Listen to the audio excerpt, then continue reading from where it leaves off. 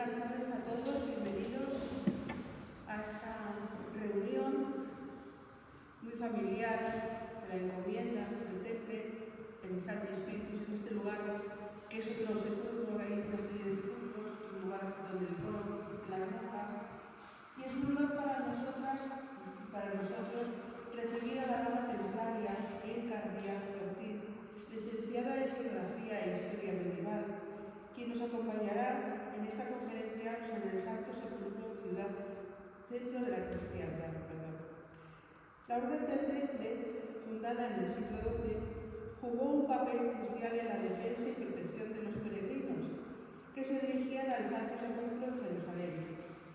A través de esta conferencia exploraremos cómo la encomienda, como sistema de administración y organización, contribuyó a la expansión y consolidación de la orden. La maestra Díaz Ortiz nos ofrecerá una visión detallada y profunda sobre el tema, basándose en su vasta experiencia y conocimiento en la materia. Estamos seguros de que su presentación será un tanto educativa como inspiradora. Nada más. Esperamos que, a pesar de este preámbulo, sí, gocemos de la conferencia y gocemos todos de lo que es la Orden del Temple.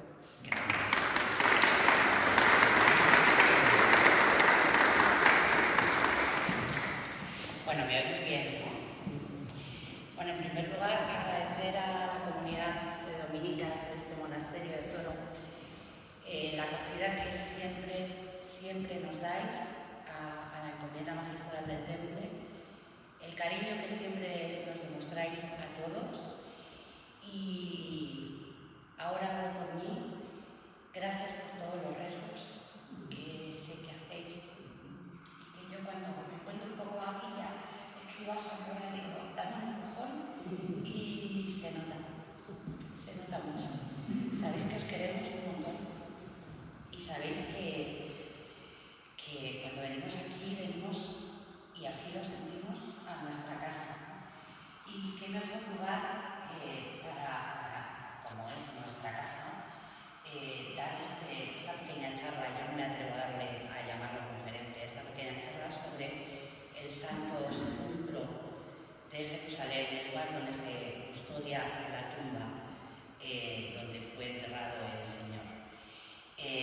Yo estoy muy emocionada, ya sabéis que tengo lazos familiares con este convento y con un crucifijo que mañana recibirá la investidura. Y estoy muy emocionada, así que yo voy a fluir y voy a intentar haceros esta charla a todos lo más amena posible y acercaros lo que es el Santo Sepulcro de Jerusalén. El título de la charla es el Santo Sepulcro, centro de la cristiandad. Creo que no hace falta explicar por qué se ha titulado así. La conferencia es el lugar donde ocurrió todo, el lugar donde terminó todo y el lugar donde también y sobre todo para los cristianos empezó todo. Vamos a ir viendo, hay un pequeño preámbulo para que luego entendáis lo que es la iglesia del Santo Sepulcro. Bueno, yo lo he dividido en tres partes, la conferencia. El escenario, es decir, dónde ocurrió todo esto, cómo era en aquel momento Jerusalén. La segunda parte que os tengo que hablar del status quo, porque si no os hablo de eso, no vais a entender lo que pasa en esa iglesia. Y luego vamos a ir analizando el interior. Bueno, en primer lugar, cuando uno va a Jerusalén, yo no sé si de aquí hay alguien que haya ido a Tierra Santa. Habéis ido a Tierra Santa, fenomenal. Pues uno de los primeros lugares que los guías cuando llegamos a Jerusalén, llevamos a los grupos, es un museo que se llama el Museo de Yad Vashem, donde hay en el exterior del museo una maqueta, que es la que veis en el lado izquierdo, donde es una maqueta enorme. Fijaros, para que comparéis los tamaños, el tamaño de la gente con la maqueta que están observando. Esto es una foto mía, no es de muy buena calidad, pero bueno, podéis hacer una ligera idea. En esta maqueta se representa cómo era el Jerusalén de de la época de Jesús. Jerusalén está ubicada se construye sobre un monte, el monte Moria. Es el monte donde Abraham sacrifica o va a sacrificar a su hijo Isaac, que luego la mano de Dios se lo impide. Y sobre ese monte, sobre el monte Moria, se construye lo que es el templo de Jerusalén, el famoso templo de Salomón. Alrededor del templo va surgiendo la ciudad, que es lo que veis alrededor del templo, y concretamente en la época de Cristo, Jerusalén estaba amurallada, como en la actualidad. En la época de Cristo, la muralla de Jerusalén era ese lienzo de ahí y esta parte de aquí. De manera que todo lo que es la parte de viviendas estaba en esa ladera del Monte Moria y lo que son los edificios oficiales estaban en la parte superior del Monte Moria. En el siglo I, en el año 70, hay una revolución de la que luego vamos a hablar. Jerusalén se extiende por este ala, por esta ladera del monte, y se vuelve a hacer otra muralla, que es esta parte de aquí. No me voy a meter en más ventajas porque si no, no se nos va a ir el tiempo. Pero bueno, más o menos para ubicarnos. Al lado del templo de Salomón, esto es el templo de Salomón, había una fortaleza, que es esa que yo os estoy señalando con el puntero, que era la fortaleza Antonia, que es fundamental para la pasión de Cristo, puesto que ahí es donde es juzgado y encarcelado el Señor. El Calvario, el monte Gólgota, estaba a las afueras de la ciudad. El monte Gólgota estaría aproximadamente por ahí, extramuros de la ciudad. Aquí tenéis un detalle de esa fortaleza Antonia. Esta es uno de los muros del templo. O sea, lo estamos viendo desde extramuros. Cristo saldría por esa puerta con la cruz a cuestas, que se llama la puerta de las ovejas. Esa puerta en la actualidad ya no existe, pero se sabe por los tratados de la época donde está ubicada la puerta. Sale por ahí con la cruz a cuestas, sube al Monte Calvario. El Monte Calvario estaba aquí, más o menos ahí. ¿Os ubicáis? Bien. Esto es un alzado que realiza National Geographic, debido una vez que hay una serie de estudios arqueológicos con láser, con drones, etc. Y realiza un alzado, que es este que está aquí, que lo realiza cuando se lleva a cabo la restauración en el año 2016 de la Basílica de Santo Sepulcro. Se estudia el subsuelo del Santo Sepulcro y consiguen reconstruir cómo era el Gólgota en la época de Cristo. Yo os he dicho que estaba a las afueras de la ciudad, era un monte y concretamente era una cantera, donde los romanos la utilizaban para extraer piedra y con esa piedra construir edificios, palacios, edificios oficiales, viviendas, etc. Dentro de esa cantera había un montículo que era propiamente lo que se conoce con el nombre de Gólgota o el Monte Calvario, que es el lugar donde crucificaron al Señor y donde se solía crucificar. Es decir, el Señor no fue ni el primero ni el último que se crucificó ahí. Era el lugar que habitualmente los romanos empleaban y utilizaban para las crucifixiones, que en el Imperio Romano era la mayor pena a la que podía ser condenado cualquier reo. La zona de cantera era toda esta parte de aquí, ¿vale? Y en uno de los extremos se estaban empezando a construir sepulturas los judíos ricos de aquel momento, concretamente José de Arimatea. De manera que la parte de cantera, evidentemente, al ser utilizado como cantera, era una serie de acantilados, por decirlo de alguna manera, de cortados de esa piedra, en uno de los extremos del Monte Calvario y en el otro extremo la zona de Lucas. ¿Más o menos os ubicáis?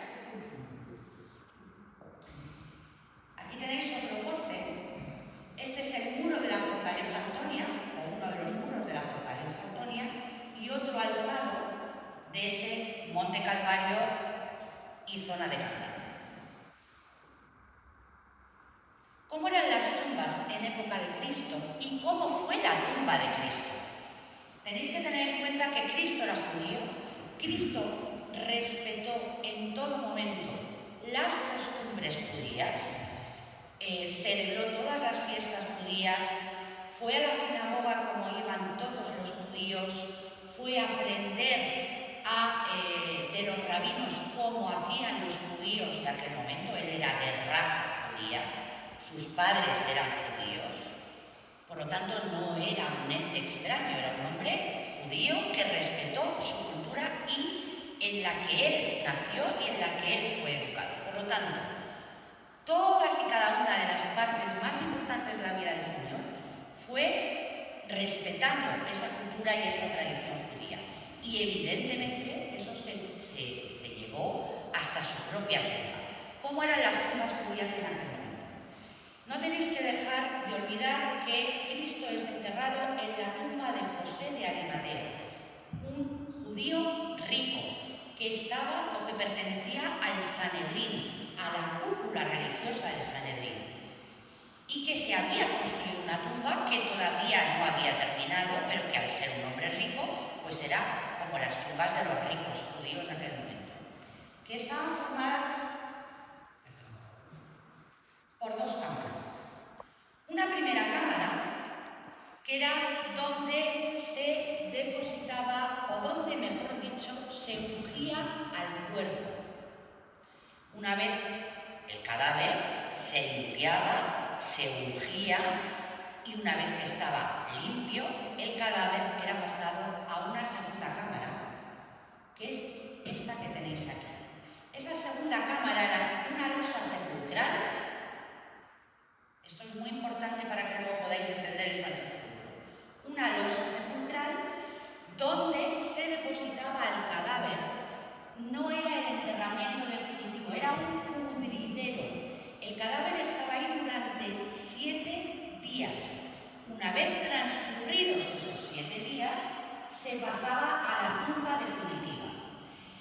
A los 3 días de enterrar o de permanecer el cadáver en el pudridero, lo habitual, la costumbre habitual, era que otra vez ese cadáver volviera a ser ungido a los 3 días.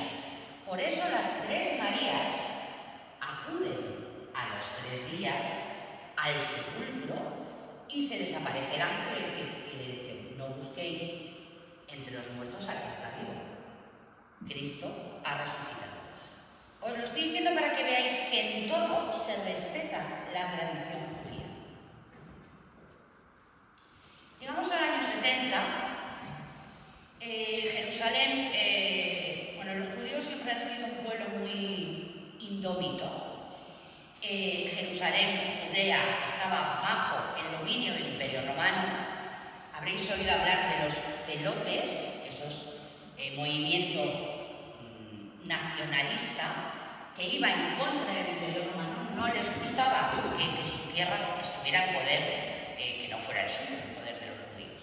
Y hay una revuelta, que es la del año 70, cuando esos celotes atentan directamente contra el poder de Roma. Y Tito, el emperador Tito, sofoca esa revolución nacionalista de una manera brutal y de lo más cruel posible. Y les da donde más les duele a los judíos. ¿Dónde? En el templo de Salomón. Destruye el templo. De ese templo solo nos queda hoy un muro, que es el famoso muro de las lamentaciones, que todos habéis oído hablar de él. Bien. Destruye Jerusalén completamente. Lo deja como la palma de una mano. Y reconstruye un Jerusalén a la romana, ¿vale? Con calles, con el cardo, con el tecumanes. Un Jerusalén a la romana donde no hubiera resquicio alguno de costumbre ni de tradición judía. ¿Y eso qué tiene que ver con el Santo Sepulcro? Pues tiene que ver todo. Os he dicho que Jerusalén lo deja en el año 70 el emperador Tito como la palma de una mano. El lugar donde se ubicaba la tumba del Señor queda tapado. Lo que hacen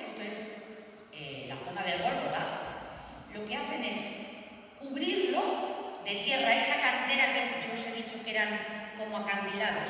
Todo eso lo allanan, lo cubren de tierra, consiguen una superficie llana y sobre esa superficie construyen un templo.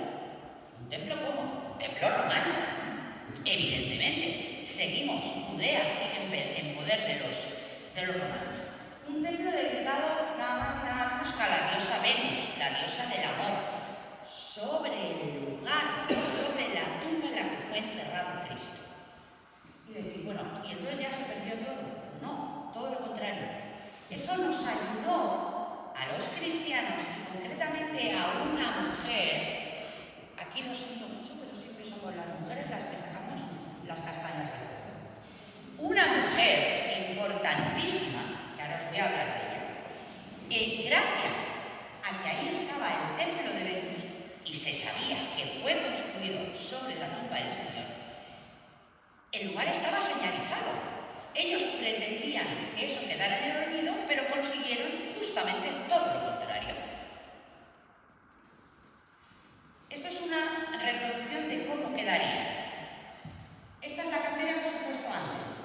Lo cubren de tierra, lo allanan, construyen una plataforma tierra firme y sobre esa plataforma construyen el templo de Venus. Se sabía perfectamente dónde estaba la tumba del Señor.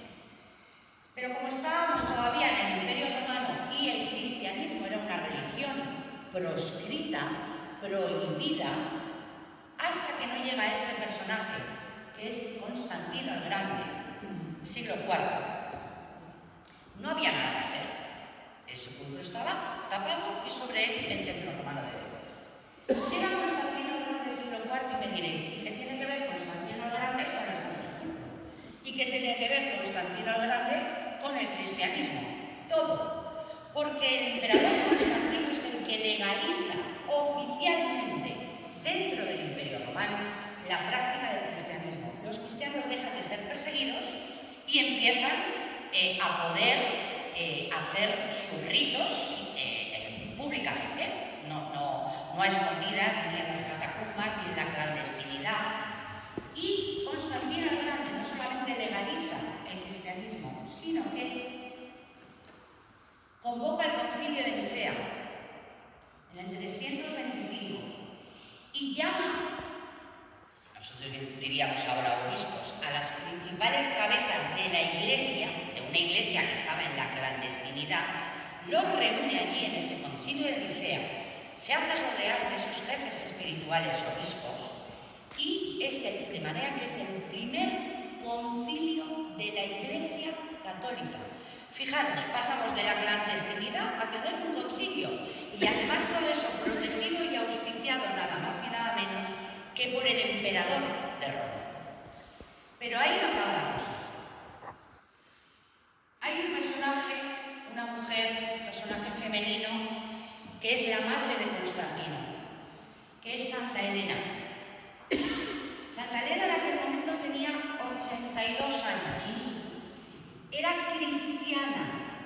Ella procedía de una familia de tenderos, sus padres tenían una tienda, y ella conoce el cristianismo a través de un esclavo. El esclavo comparte con ella su creencia y ella se convierte al cristianismo. Cuando su hijo, el emperador Constantino, legaliza el cristianismo, su madre le dice que ella quiere ir a Jerusalén y que el objeto de ese viaje, de esa peregrinación que hace Santa Elena a Jerusalén, es la de descubrir los santos lugares. Con 82 años se va a Jerusalén. Jerusalén ahora se coge un vuelo de Iberia y desde Madrid tardamos 4 horas y media.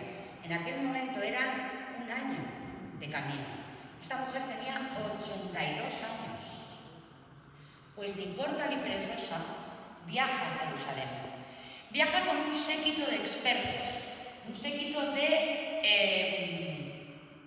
arqueólogos, podríamos decir, de estudiosos de la documentación judía de aquel momento, que la van a ayudar a sacar a la luz esos santos lugares. Llega a Jerusalén y lo que su principal objetivo es descubrir el Santo Sepulcro, descubrir dónde estaba la tumba del Señor.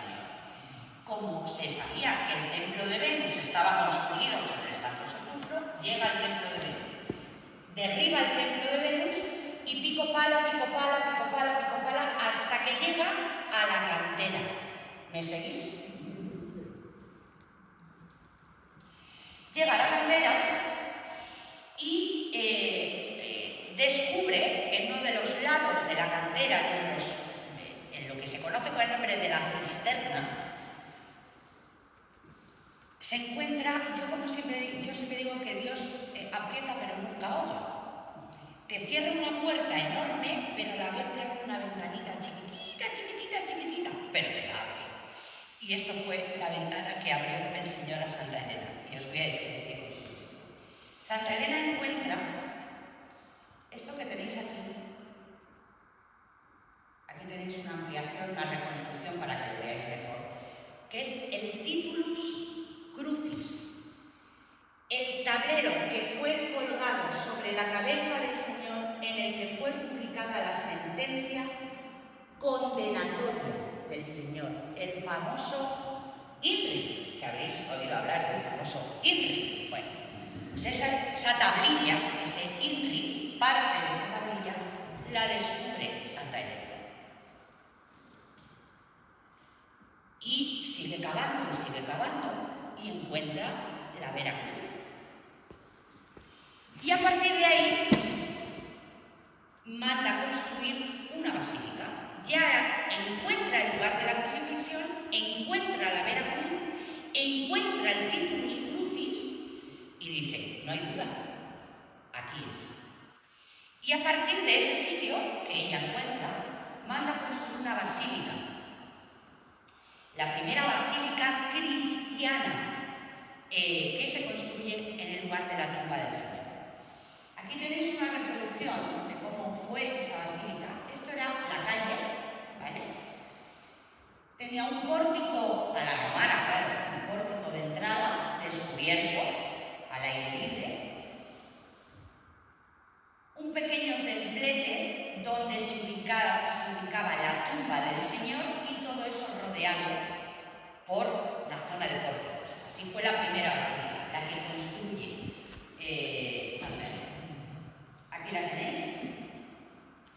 Esto nos va a ayudar mucho para ver el Santo Sepulcro que nos ha llegado a la actualidad. Esto era la zona de acceso, la zona de calle, se entraba a ese primer patio, lo que era la basílica propiamente dicha, el gólgota, segundo patio y la capilla de la tumba. Más o menos la estructura la tenemos clara. Aquí tenéis otro corte. Pasan los años y Jerusalén empieza a complicarse. Ya tenemos la primera basílica cristiana, ya sabemos dónde estaba el sepulcro. Se halla la tumba, se halla el Titulus Crucis, se halla la Vera Cruz. Ese lugar es un lugar santo que empieza a ser un lugar de peregrinación, obviamente. Pero cuando cae el Imperio Romano, Jerusalén empieza a ser un lugar codiciado por todas las culturas. Y diréis, ¿y por qué? Porque es un cruce de caminos importantísimo desde un punto de vista comercial. Hoy Israel sigue siendo estratégicamente un lugar muy importante. Por eso tenemos los problemas que tenemos en Tierra Santa. En el siglo VII cae en manos de los musulmanes, concretamente en manos del Imperio Sasánida. Y eso provoca una serie de persecuciones a judíos y sobre todo a cristianos. Esas persecuciones llevan un momento que ya la sangre ya no era una persecución, era directamente asesinato tras asesinato. Llega el 1009 y esto es un punto de inflexión en esa basílica, en esa primera basílica cristiana del Santo Sepulcro. Tenemos este personaje, que es el califa Al-Hakim ben Amrallah, que entra en la basílica que construye Santa Elena, la que os he enseñado antes, y la destroza completamente. Lo deja arrasado. Se carga columnas, techumbres, patios, todo. Pero no tuvo las narices, si me permitís la expresión, de profanar la tumba del Señor. No tenéis que olvidar que para los musulmanes Cristo es uno de los profetas mayores. No fue capaz de asaltar la tumba del Señor, de profanar la tumba del Señor, con lo cual sí destruye la basílica, pero la tumba seguía ahí. No nos perdemos, ¿no? Bien. A pesar de todas las persecuciones, a pesar de todo el peligro, a pesar de los asesinatos, los cristianos seguíamos yendo a Tierra Santa y seguíamos yendo en peregrinación a Jerusalén, aunque esas peregrinaciones cada vez eran más peligrosas. Llega un momento que la gota colma el vaso, como se suele decir. Y eso sucede en el siglo XI. En el siglo XI se llama, por parte del Papa de aquel momento, el Papa Urbano II, en el Concilio de Clermont, en Francia, llama a la Guerra Santa. Anima a todos los cristianos a ir a Jerusalén para recuperar el poder cristiano en Jerusalén, quitar o arrasar o destruir o destrozar, como queráis, a los musulmanes, y a partir de ahí toda Europa occidental se echa, apoya al Papa, apoya esta Guerra Santa y empieza la primera cruzada. Y aquí es donde aparecemos los templarios. Los templarios nos convertimos en los primeros protectores de esos peregrinos que van a Jerusalén. Acudimos a esa llamada a la Guerra Santa. Fuimos las tropas de élite más importantes y poderosas y temidas por el Imperio musulmán de las tropas cristianas. Y cuando llegamos a Jerusalén, una de las principales misiones era proteger el Santo Sepulcro, impedir que volviera a ser profanado. Ese Santo Sepulcro, yo os he dicho que el califa Al-Hakim Ben Amrallah lo destroza. ¿Qué es lo que hacen los cruzados? Cuando llegamos los cruzados a Jerusalén, reconstruir esa basílica que estaba destrozada. Y se construye la primera basílica cruzada. Aquí tenéis un alzado de un manuscrito alemán de cómo fue esa primera construcción, que es prácticamente idéntica a la que vais a ver, a la que hoy se ve en Jerusalén. Pero lo bueno siempre tiene un principio y siempre tiene un final. Y nuestro final fue en el año 1187, cuando Jerusalén cae en manos de Saladino. Jerusalén vuelve a poder a ser dominada por los musulmanes, y así permaneció hasta el final de la Segunda Guerra Mundial y concretamente hasta que se establece el Estado de Israel. Siglos y siglos y siglos y siglos de dominio. En el siglo XIII hay un personaje importantísimo que es, al que yo adoro, que es San Francisco de Asís. Estamos en plenas cruzadas. Nos estamos dando de tortas constantemente con los musulmanes en Tierra Santa. Si no es en Acre, es en los puertos de Jatín. Si no, es en Antioquía. Si no, es en Líbano. Si no, allí no había fin. Pero llega un personaje que es San Francisco de Asís, y San Francisco de Asís en el siglo XIII dice, bueno, voy a ver si consigo algo, ya que por las armas no se ha conseguido, voy a intentar con el diálogo si consigo algo. Y consiguió algo muy importante. Tiene una entrevista con el sultán egipcio Al-Kamil.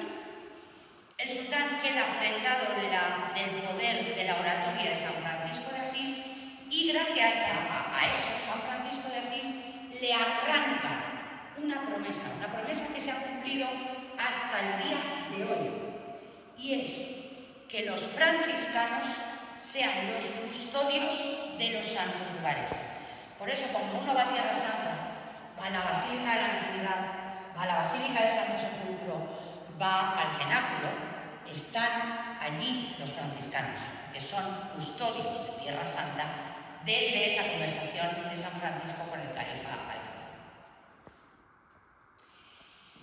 Por lo tanto, se reconstruye con los cruzados esa basílica en el siglo XI, siglo XII, que es la que vemos hoy.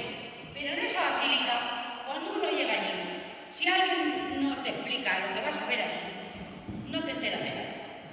Porque allí están los franciscanos, los armenios, los etíopes, los ortodoxos, los coptos, cada uno vestido a su forma. Y claro, tú entras allí y ves el franciscano que corre para allá, el copto que corre para acá, el armenio que se sube a la torre, el etíope que va corriendo para el otro lado. Y dices, pero bueno, ¿esto qué es lo que es? Pues lo que es no es ni más ni menos que, desde época cruzada y sobre todo desde que Jerusalén cae en manos de Saladino, el Santo Sepulcro tenía que ser protegido.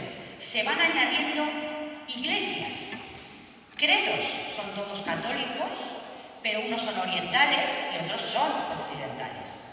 Los primeros que estaban allí eran los orientales, los ortodoxos. En el siglo XIII se añaden los franciscanos y a partir de ahí van sumándose el resto, con un único fin, que es el de proteger la Basílica del Santo Sepulcro.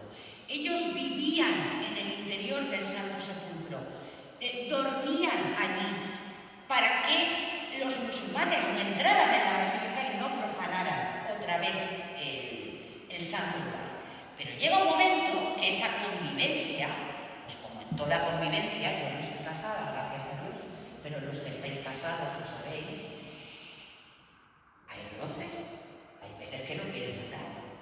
Pues aquí pasó igual. Eran todos católicos, todos creían en el Señor, pero aún así tenían divergencias y estaban todo el día allí metidos, viviendo, cenando, comiendo, todo, durmiendo, todo. Y eso había que ordenarlo. Y en el siglo XIX se firma, bueno, no se llega a firmar nada, se habla de un acuerdo que es lo que se conoce por el nombre del status quo. Aquí veis, esto es la planta del Santo Sepulcro de hoy en día. No sé si yo estoy tapando, pero bueno, no sé si veis que hay distintos colorines.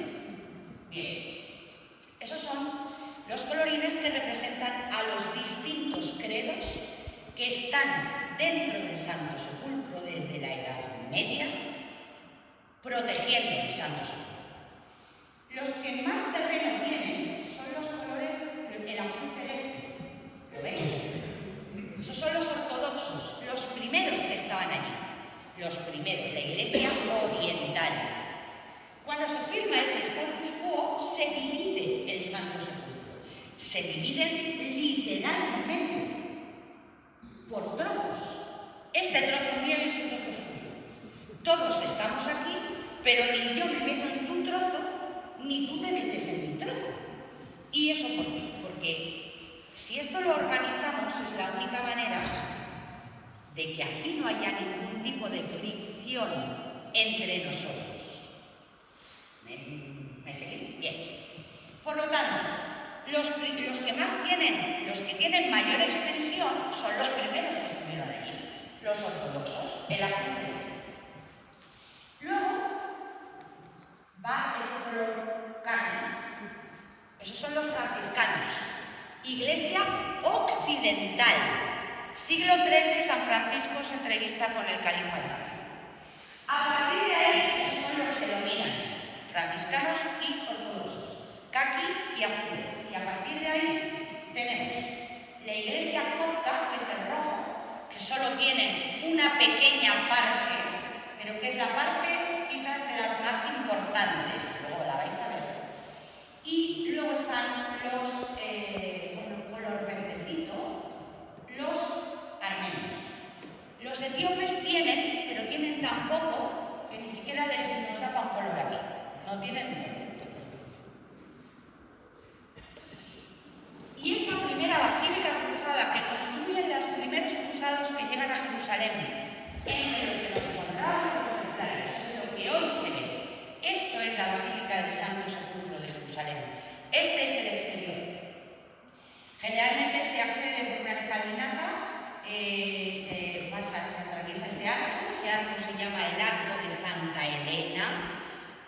Santa Elena la que descubre el lugar, se accede a esa plaza y esto es la Basílica del Santo Sepulcro. Y diréis, pero si esto parece un castillo, parece un fortín. Y yo os tendría que decir, pues tenéis toda la razón. Claro, un fortín, pero es que tenía toda su función. Estamos en pleno dominio musulmán. A los cristianos se les pasaba cuchillo y tenían que cobijarse en el interior del Santo Sepulcro para no ser asesinados. Por lo tanto, el edificio tenía que dar seguridad a toda esa gente que estaban protegiendo el Santo Sepulcro. Una de las peculiaridades de ese status quo lo vais a ver o os lo voy a intentar relatar en 2 o 3 pinceladas que os voy a contar a continuación. Si yo os pregunto quién tiene la llave del Santo Sepulcro, vosotros diréis, pues la lógica nos lleva a pensar que lo pueden tener o los ortodoxos, o los franciscanos, o los coptos, o los etíopes, o los armenios. Pues estáis totalmente equivocados. La llave del Santo Sepulcro, la llave, literalmente la llave que abre y cierra la puerta del Santo Sepulcro, está en manos de una familia árabe de religión musulmana. Y claro, ahora diréis, pues no entiendo nada. Pues claro, es imposible de entender. En ese status quo, todos llegaron a un acuerdo. Para que nadie tenga la llave de la basílica, puesto que es lo que te otorga el mayor poder sobre el edificio, vamos a dar la llave a un extraño. Es la única manera de que no nos peleemos entre nosotros. Pero eso se ocurrió otra idea, que ese extraño fuera árabe. Y que ese extraño fuera árabe de religión musulmana, o sea, de aurora boreal. Esto pasa en el siglo XIX, pero es que aún hoy esa misma familia que tiene la llave del sepulcro desde la Edad Media, se la han ido pasando de padres a hijos hasta la actualidad.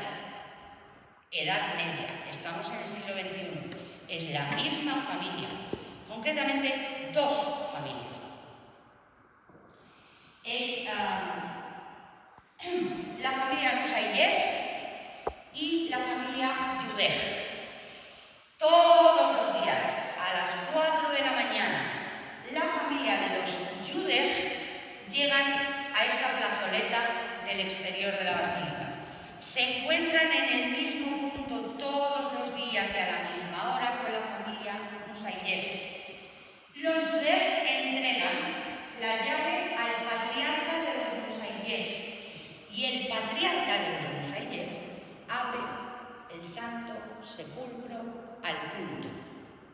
Eso se realiza, esa ceremonia, que ahora os voy a explicar en qué consiste, todos los días a las 4 de la mañana y todos los días a las 9 de la noche cuando se cierra el Santo Sepulcro. Esa llave es la original, es la que tenéis aquí, es enorme, pesa como un mal matrimonio. Yo he tenido la suerte de cogerla y tenerla en mis manos. Y hay un ruido para abrir ese Santo Sepulcro. No penséis que llegar allí, abrir la puerta. No. Esto es todavía más grande. Las puertas del Santo Sepulcro, que son las puertas originales, las puertas cruzadas, tienen 2 partes. Una parte en las zonas inferiores y otra parte en las zonas superiores. En las zonas inferiores hay uno de esos casetones que se abre. ¿Lo veis ahí? Bueno, quizás lo veis mejor. Bien. Llega el patriarca de la familia Nusayev. Da 3 golpes en la puerta. Sale por esa mirilla, se asoma el personaje religioso que esa noche ha sido designado como custodio nocturno del Santo Sepulcro. Se va turnando. Una noche es un ortodoxo, otra noche es un franciscano, otra noche es un etíope, otra noche es un copto. Y así constantemente. Se asoma por esa mirilla y diréis, pero qué cosa más estúpida. No, esta ceremonia tiene lugar o tiene su origen en la Edad Media. Ellos tenían que asomarse por ahí para saber quién venía. Y si no era de su agrado, cerrar a Calicanto la basílica para que no entrara el enemigo. La manera de asegurarse era tener esa mirilla y asomarse. Y eso se sigue manteniendo en la actualidad. Por lo tanto, ese custodio nocturno del Santo Sepulcro verifica que el que llama es el de la familia Nusayev. Da su aquiescencia, efectivamente, es él, y sacan por esa mirilla una pequeña escalera. Esta escalera que veis aquí es muy pequeña. A esa escalera se sube el miembro de la familia Nusayev porque lo que es la apertura está en la parte superior, está ahí arriba. El castellón está aquí abajo y la cerradura está en la parte superior. ¿Me seguís? Otra originalidad del status quo. Hay más, pero os olvido las palabras. La fachada principal. Hay otra escalera que la veis ahí. Esa escalera lleva ahí desde cuándo. Y si yo pregunto, pues muchos diríais 30 años, 50 años, 70 años. Desde el siglo XVIII lleva esa escalera ahí, no la mueve nadie. Porque no se atreve nadie a tocar esa escalera. Y diréis, ¿por qué? Porque como esa escalera se toque, se puede armar una zapatiesta de mucho cuidado. Y diréis, ¿qué sentido tiene? Pues ahora os lo digo. Yo os he dicho que el Santo Sepulcro en el status quo se divide entre los credos que lo protegen. Esta parte es ortodoxa, pero esta parte es armenia. Esa escalera tenía sentido, se había estropeado, se había rajado una de las vidrieras que cubrían las ventanas y se llama a un cristalero. A que venga a arreglar la vidriera. Y el cristalero viene. Y cuando arregla, y él hace lo que tiene que hacer, se va y se deja la escalera olvidada. Esto es real, yo sé que puede sonar de cuento de indios, pero esto es real. Se deja la escalera olvidada. Pero ¿quién hay que retirar esta escalera? ¿Qué es lo que pasa? Que está sobre suelo ortodoxo, pero apoyada sobre un muro armenio, con lo cual no se toca. La única manera de no pegarnos es no tocarla, porque si no nos pegamos. Y ahí lleva desde el siglo XV, la escalera. Bueno, la Basílica del Santo Sepulcro de hoy en día, la habéis visto por fuera. Ahora vamos a ir recorriendo su interior, ya estamos en la última parte de la conferencia. Y vamos a hacer un recorrido, vamos a entrar por la puerta principal, de ahí vamos a acceder a la parte más profunda de esa cantera, de la cantera romana, ¿os acordáis? Bien, la parte más profunda que es donde Santa Elena encuentra la Veracruz y encuentra el Titulus Crucis. De ahí vamos a subir al Gólgota, vamos a bajar y vamos a ir a abajo. Ese es el recorrido que vamos a hacer. Bien. Os vuelvo a recordar la cantera, os vuelvo a recordar la parte más profunda de esa cantera, que es lo que se conoce con el nombre de la cisterna. En esa cisterna, aquí abajo, es donde Santa Elena encuentra la Veracruz y el Titulus Crucis. Esta parte de aquí, es esto de aquí, que es la capilla de Santa Elena. Esa capilla es la parte más antigua de la Basílica del Santo Sepulcro, prácticamente no se ha tocado desde el siglo XII, tal y como la veis. Tiene dos partes, una capilla superior, que es la que acabáis de ver, y una capilla inferior. Llegamos a la capilla inferior y, según se bajan las escaleras, veis que en los muros, en los paramentos, hay una serie de cruces. ¿Qué significan esas cruces? Eran las cruces que los peregrinos que llegaban a Tierra Santa tallaban para dejar constancia de que habían conseguido llegar sanos y salvos al Santo Sepulcro. Igual que cuando nosotros vamos a Santiago de Compostela y compramos una medallita, en aquel momento no había medallitas, tenían que dejar su impronta allí, y entonces lo que hacían era tallar esas cosas. ¿Veis? Aquí hay un reclinatorio y ahí hay piedra, es piedra virgen, piedra del Gólgota. Ahí abajo es donde encontró Santa Elena la Veracruz y Titus. Aquí tenéis un detalle. Subiendo, retrocedemos, volvemos a deshacer el camino. La capilla de Santa Elena está por ahí, a la izquierda aquí abajo. Subimos y llegamos a esta parte que es ya la entrada principal del Santo Sepulcro. Y vamos a subir al Gólgota, que está ahí arriba. Si tenéis en vuestra cabeza la cantera abajo, el Gólgota estaba aquí. ¿Os acordáis? Pues esa misma estructura es la que tenemos en Jesús. Aquí lo veis. Hemos ido a la capilla de Santa Elena. Hemos entrado por aquí. Hemos hecho esto. Hemos bajado hasta ahí abajo. Volvemos a deshacer el camino. Estamos aquí y ahora tenemos que salvar ese desnivel. Subimos al Calvario. Por eso, la capilla del Calvario está arriba. Si eso desde fuera no te lo explican, pues claro, no tiene ningún sentido. Esta es la escalera que lleva a la capilla del Calvario al Monte Calvario y ahí arriba es donde estaba el Monte Calvario, que ahora no es. Esta capilla está dividida entre ortodoxos y franciscanos. La parte más importante la tienen los ortodoxos.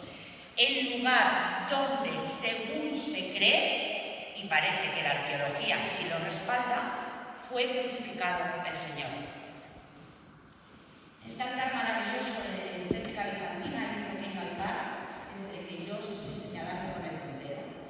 Y ahí debajo del altar hay un orificio excavado en la roca, que es donde se cree que fue clavada la cruz en la que fue crucificado el Señor. Aquí lo veis mejor. Por ahí incluso se mete la mano. Los cristianos cuando vamos allí metes la mano y la verdad es que sientes de todo porque ahí Dios habla. Yo siempre lo digo, que en el Santo Sepulcro se siente algo muy especial. Y luego, a ambos lados del altar han dejado con muy buen criterio desnudo para que la gente vea la roca del Monte Calvario. Esa es la roca original del Monte Calvario. Aquí veis perfectamente, esta es la parte que acabamos de ver, el altar ortodoxo, y este es el altar franciscano. Seguimos avanzando, bajamos del Gólgota y nos encontramos en medio de la Basílica del Santo Sepulcro, nos encontramos esta piedra, que es la piedra de la unción, el lugar donde, según la tradición, fue depositado el cuerpo del Señor en esa primera cámara mortuoria. ¿Os acordáis de la tumba de dos cámaras? Esa primera cámara, la losa, se piensa, se cree, que es esa losa que tenéis ahí, donde cuando llegamos, pues allí tan niñas, pasas los rosarios, allí has colgado.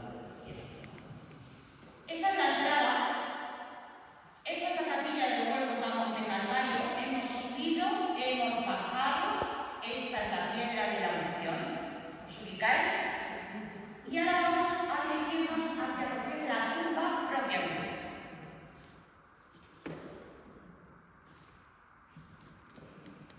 Y llegamos a esta estructura de aquí, que es lo que se conoce con el nombre de la edícula. La edícula es una estructura marmórea construida en mármol en el siglo XIX dentro de la Basílica del Santo Sepulcro, que es la capilla de la Resurrección, que es esta, y dentro está esta estructura.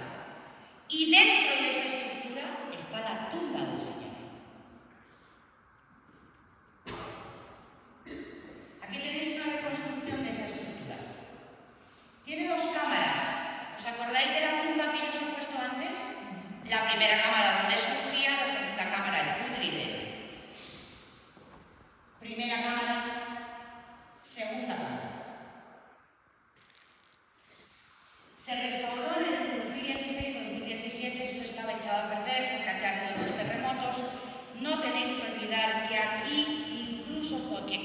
dice esto la gente se sorprende. Aquí no solamente vivían los ortodoxos, los franciscanos, los etíopes, los coptos, etcétera, sino que aquí había caballos, había cuadras dentro del Santo Sepulcro.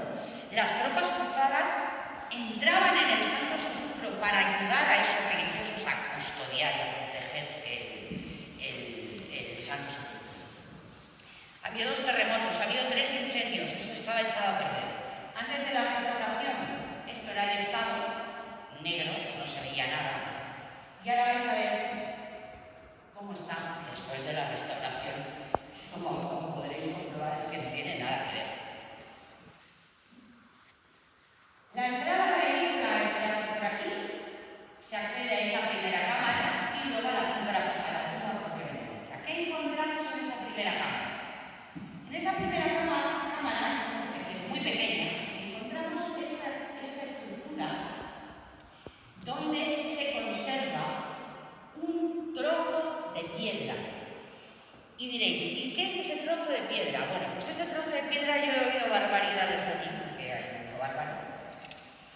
Hay algunos guías que sin ningún tipo de información dicen, y de hecho a la piedra se le conoce como la piedra del ángel, así es como se le conoce. Y hay algunos guías que dicen, pues esta fue la piedra sobre la que el ángel pulsó su pie cuando se aparece a las 3 Marías y les dice, no busquéis entre los muertos al que está vivo. Vamos a ver, un poquito de cabeza. Esto no lo sabe nadie si sobre esa piedra el ángel posó el pie o no lo posó. Lo que sí que sabemos, y eso sí se sabe, es que ese trozo de piedra es lo único que queda de la rueda que tapaba el Santo Sepulcro. Que ¿os acordáis de los evangelios? Bien. Después se accede a la tumba propiamente dicha, que es esa otra cámara de ahí que ahora vais a ver. Esta es la losa sepulcral donde fue enterrado el Señor. Esto es un espacio muy chiquitito. Después de la restauración le quitaron todos los adornos, gracias a Dios, y lo que se ve es una estructura rectangular cubierta. Ya está. No hay más. No penséis que aquello es muy grande. No, es que no hay más. Aquí la tenéis. Antes de la restauración, esta es la losa sepulcral sobre la que fue depositado el cadáver del Señor. Y para que veáis el tamaño, es que no caben más de 3 personas ahí. Siempre está custodiado por un ortodoxo, porque esto es ortodoxo, aunque entran franciscanos, coptos, etíopes, armenios, esto está en territorio ortodoxo. Y, bueno, suelen ser bastante desagradables, yo lo entiendo, porque deben estar cansadísimos de que aquello esté todo el día lleno de gente. Pero claro, hay gente que peregrina aquí, desde Washington, California, Texas, Filipinas, Australia, Nueva Zelanda, Europa.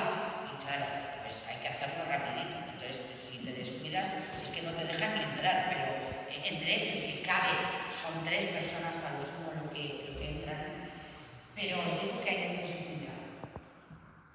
durante la restauración del 2016, aquí tenéis al padre Patton, que es el prior de los franciscanos en Tierra Santa, que es un amor de hombre. Es alto, es un pedazo de franciscano de 2x4. Pero todo lo que tiene de alto, lo que tiene de bueno, de cariñoso, es un amor. Es uno de los que no dirigió, pero sí estuvo al cabo del cañón de la restauración durante esa restauración del 16. Y aquí pasó algo muy importante. Hubo una gran discusión entre coptos ortodoxos, franciscanos, cristianos, etc. La directora de la restauración era una arqueóloga griega y antes de meter el pico y la pala, obviamente, por láser, en lo que es la losa sepulcral, detectó que ahí abajo había algo. Lo puso en conocimiento de las autoridades de todos los credos que están en el Santo Sepulcro y dijo, hay que abrir. Los franciscanos y los ortodoxos sí querían abrir, pero el resto de credos no, ni los etíopes, ni los coptos, ni los armenios, no, porque tenían miedo. Y ahora me diréis, ¿miedo a qué? Ahora poneros, si ahí debajo cuando se abre se encuentra que ahí no hay nada o que lo que hay no demuestra que ese es el Santo Sepulcro, arqueológicamente hablando, ¿qué hubiera pasado? Una debacle. No querían arriesgarse, pero los ortodoxos y los franciscanos sí dijeron, vamos a ver. ¿Y qué es lo que encontraron? Encontraron algo que en teoría parece una tontería, pero que si rascamos es lo más importante.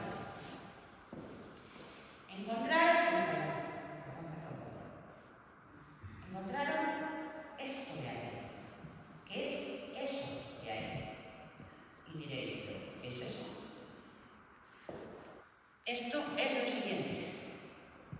Esto es la losa cruzada medieval del siglo XII, con la que los cruzados, entre las que nos encontramos los templarios, cubrimos la losa original. Esa pequeña capa blanca que la veis ahí, no sé si la veréis, hay una capa blanca que es más clara que esa. ¿Lo veis o lo apreciáis? Bien. Esa capa blanca es mortero romano. El mortero que Santa Elena cuando lo encuentra dice, vamos a tapar esto para protegerlo. Pero es que os voy a más. Y aquí hay lo más importante. Esto sí que es bueno. Toda esta parte de aquí, datado arqueológicamente, es de la época del Señor. Esa es la losa original sobre la que fue depositado el cadáver del Señor. Y sobre esa losa, el Señor resucita. Ahí es donde se pone el cadáver, se le cubre con la sábana santa y sobre ese lugar resucita. Por eso yo os decía antes que este es el lugar donde para unos terminó todo, para los que no creen, y para otros empezó todo, para los que creemos, porque ahí resucitó el Señor. Esto os lo he traído como curiosidad. Este es uno de los autores que están estudiando la tumba. Esta es la piedra original de la tumba, que es piedra Mekele, que era la piedra de la cantera donde se ubicaba. Llegamos a San Juan Pablo II, todos los papas del siglo XX han llegado y han peregrinado al Santo Sepulcro.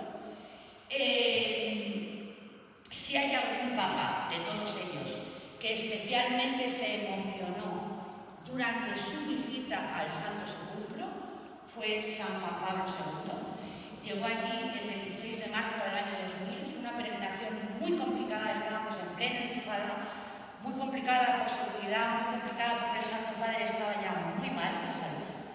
Él lloró delante del sepulcro y allí, con sus manos sobre la losa del Santo Sepulcro, dijo, este es el lugar más santo de la tierra. Yo os he dicho que allí terminó, pero lo más importante con lo que yo me quedo es que allí empezó todo. Ese es el lugar donde el ángel se les aparece a las tres Marías, donde les dice, no busquéis entre los muertos al que está vivo, porque resucitó el tercer día. El tercer día en el que las santas mujeres iban de nuevo a ungir ese cuerpo para una vez trasladarlo a la tumba definitiva. Este es el lugar donde empezó todo, donde resucitó, que espero que la vida os regale la oportunidad de ir a visitarlo, de ir a orar allí. Allí se siente algo especial. Yo no sé si os lo habré trasladado, pero por lo menos si volvéis entenderéis algo de aquello. Muchísimas gracias.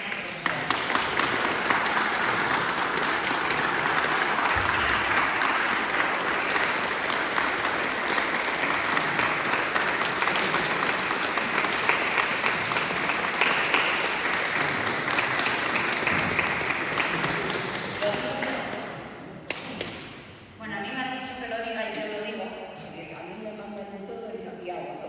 No todo, algo que me manda.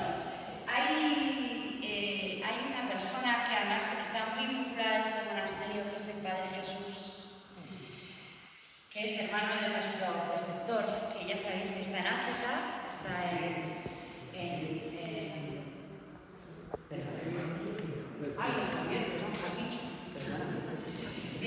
está en Baiti, y ya sabéis que ahí está de misionero, le está costando muchísimo, está intentando pues llevar ese mensaje de Cristo que murió y resucitó en Jerusalén.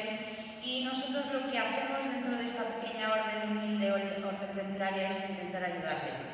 Y para ello se nos ha ocurrido a nuestro artista, que es el preceptor, hacer unas humildes huchas que vendemos a 10 euros y unos calendarios que vendemos a 5 euros. Con ese dinero que nosotros recaudamos con la venta de esas huchas y de esos calendarios, lo destinamos a la misión del Padre Jesús. Así que yo espero que por lo menos nos compréis una hucha cada uno y un calendario, porque nos hace falta el dinero para mandárselo al Padre Jesús. Y con esto ya he acabado.